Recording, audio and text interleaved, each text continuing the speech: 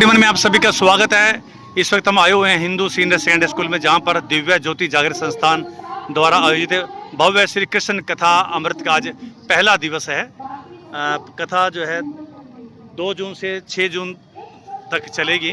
प्रतिदिन शाम 7 बजे से लेकर रात्रि 10 बजे तक उसके बाद भंडारे की सेवा दी जाएगी। तो देख सकते हैं दिव्य ज्योति जागरण संस्थान के संचालक सर्वश्री आशुतोष महाराज जी के साथ भगवान श्री कृष्ण जी का स्वरूप, साथ ही पंडाल लगाया जा रहा है रिसेप्शन के साथ ही डोनेशन काउंटर।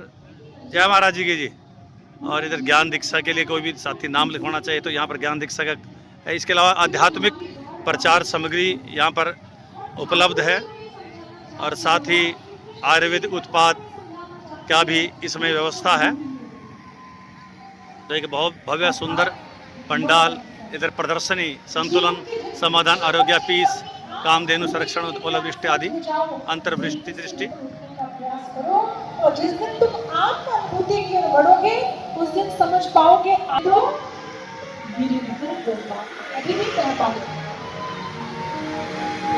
लेकिन कहते हैं मीराबाई जी अपने जीवन के विधि विधान पूर्ण करती हैं, सांसारिक नातों को भी निभाती हैं। परिवार के सदस्यों ने जब कहा तो विवाह भी करना पड़ा, लेकिन विवाह के समय अपने ठाकुर जी की प्रतिमा को संग लेकर चल दी। ससुराल में पहुंचती है, वहां अपने कक्ष में सबसे पहले कोना ढूंढती है जहां वो ठाकुर जी का मंदिर बना सके।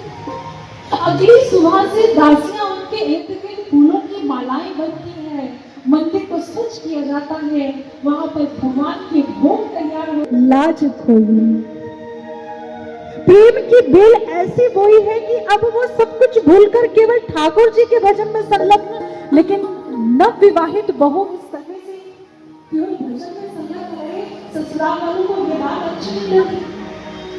उनको बहुत समझाया गया, अरे एक राजा की पत्नी होने का कोई धर्म होता है, तुम्हारे कोई कर्तव्य है, क्योंकि मीराबाई जी सभी जिम्मेदारियों से ऊपर केवल ठाकुर भजन में संलग्न।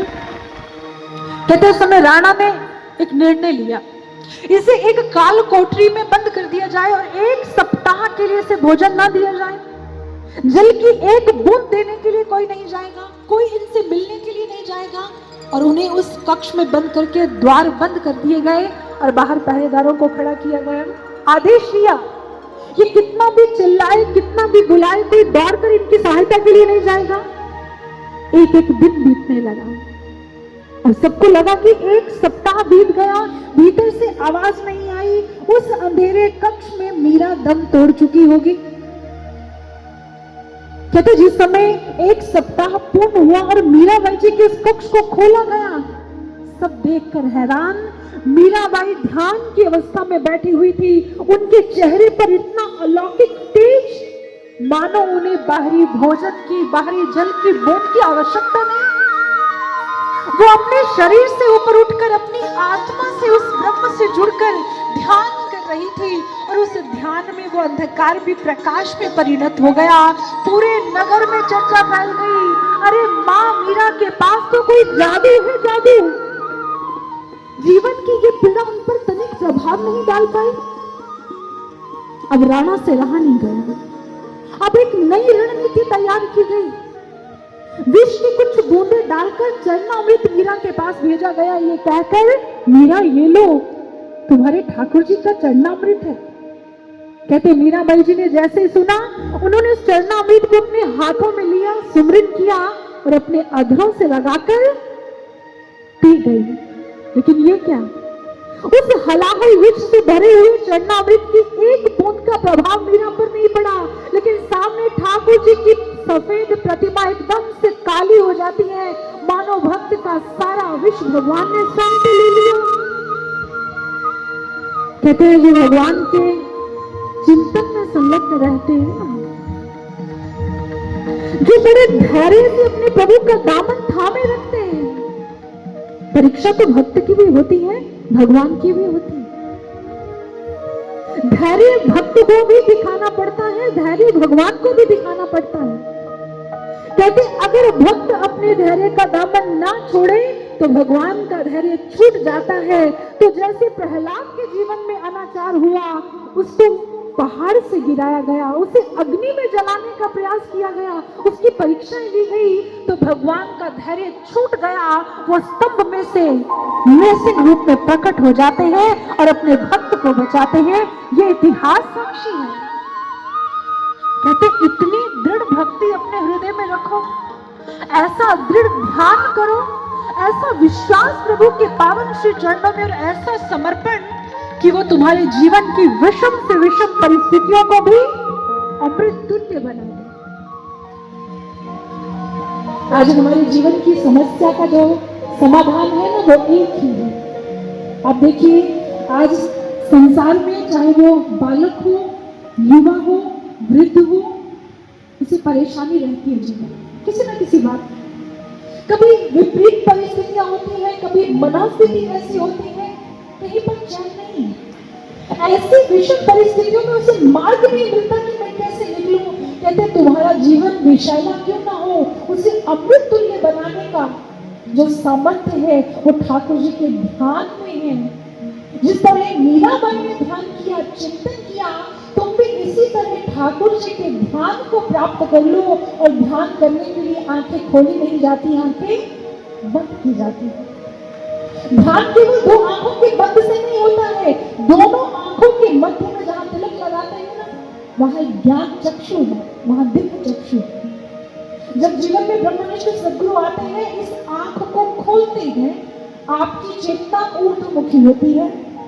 आप ब्रह्म रंध्र स्थल पर दोनों आंखों के मध्य में भगवान के इस ज्योति स्थल को देखते हैं। जैसे मंदिर में ज्योति जल रही है, ऐसे अंतःकरण भगवान ठाकुर के प्रकाश से प्रकाशित हो उठता है सद्गुरु की कृपा से। और उस प्रकाश, उस भरगो ज्योति को देखने के बाद जब आप प्रतिपल ध्यान करते हैं तो आपके जीवन में विषम परिस्थितियां अमृत तुल्य हो जाती है। इसलिए भक्त बड़े सुंदर भाव कहे, चिंतामणि है ध्यान प्रभु का, सब चिंताएं हटा।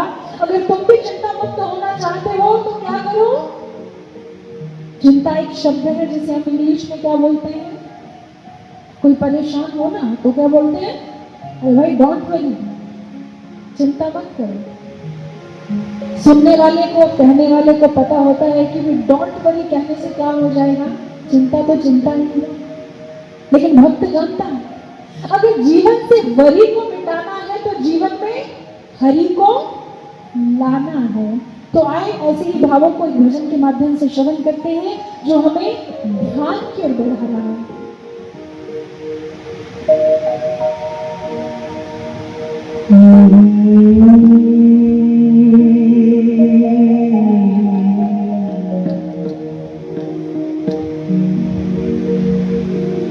चिंतामणि है ध्यान हरि का, सब चिंताएं हरता। निराश मन में आशा संचार है वो करता।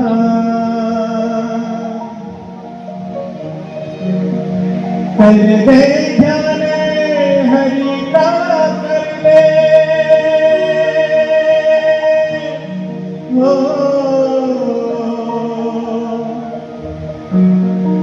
कर ले ध्यान हरि का, कर ले ध्यान हरि का, कर ले। तो क्या कहना बोले? गोविंद बोलो हरि, गोविंद बोलो हरि, बोलो हरि। गोविंद बोलो हरि, गोविंद बोलो हरि, गोविंद बोलो हरि, गोविंद बोलो हरि।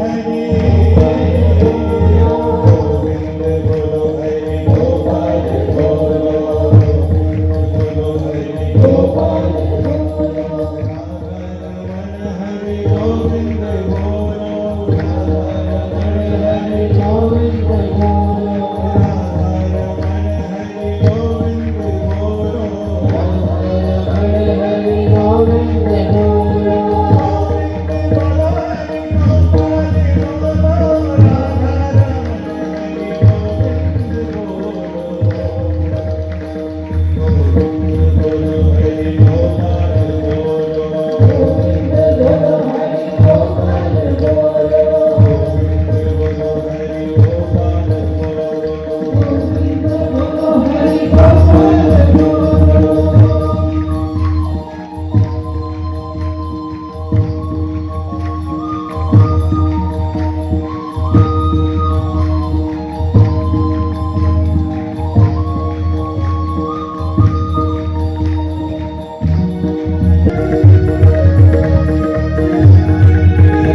से बैठे हैं एक बार ताली का प्रयोग दें। एक बार सभी के हाथ ऊपर होने चाहिए। हाथ सभी के वो पीछे तक प्रभु का कीर्तन है। प्रभु सुनते हैं हाथ ऊपर सभी के भाई लोग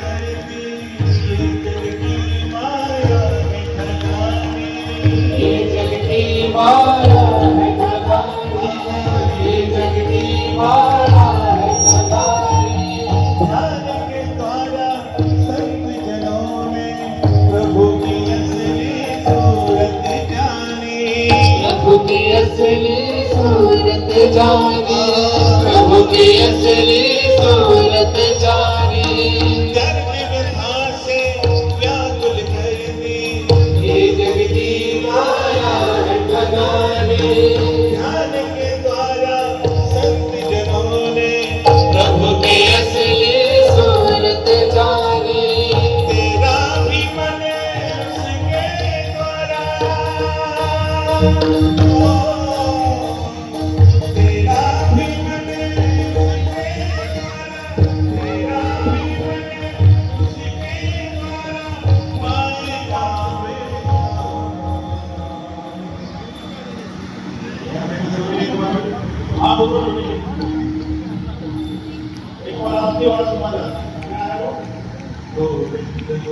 हरि गोपाल बोलो गोविंद बोलो हरि गोविंद बोलो हरि। मेरे पास तो पानी है आराम आराम से और प्रभु के भक्त